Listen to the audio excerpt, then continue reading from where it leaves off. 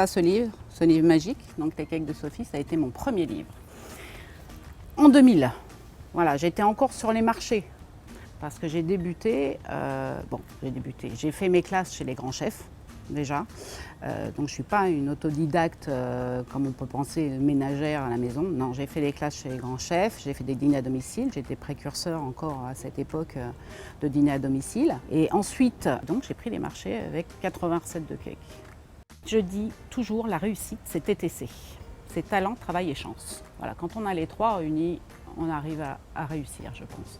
Et dans ce cas, c'est ce qui s'est passé. Le placier a été viré et il y a un autre placier qui est arrivé et qui dit tiens, les cakes c'est peut-être sympa, ça n'existe pas, je vais faire venir du monde. Et il m'a placé en plein milieu. Et c'est là que tout a démarré parce que les gens goûtaient, les gens achetaient.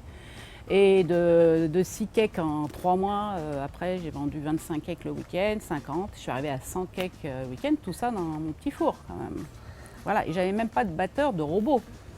Mon mari me l'a offert, donc c'était à la main, donc autant vous dire que j'ai une tendinite de la crêpière, ce qu'on appelle. Parce que ça a été très difficile. On avait des moules qu'il fallait beurrer, fariner, enfin on ne s'imagine pas, la logistique, voilà, et tout ça à 5 h du matin. Ça demande beaucoup de force et d'énergie. Voilà, j'en manquais pas et j'y croyais beaucoup. C'est pour ça que je n'ai jamais lâché. Je dis aux gens, ne lâchez jamais si vous avez une idée. Parce que déjà, et la chance peut tourner, et puis, voilà, il faut aller jusqu'au bout. Et puis un jour, j'ai les éditions de la Martinière qui m'appellent pour me demander si je veux faire le livre. Et au départ, beaucoup de monde était contre en me disant « oui, tu fais le livre, ils vont avoir les recettes, ils vont plus t'en acheter ». Paris-de-France, c'est quand même pas la France entière, quoi. Il y a des gens qui sont au bout de la France qui n'ont pas mes recettes. Alors j'ai dit « ok, je vais faire le livre, mais cette fois-ci, je vais faire un livre vrai ». C'est-à-dire qu'à l'époque, il n'y avait pas de photos.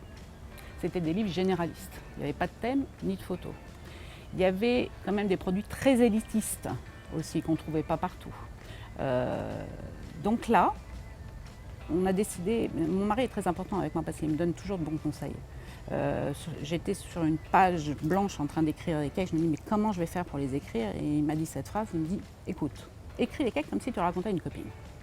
Voilà.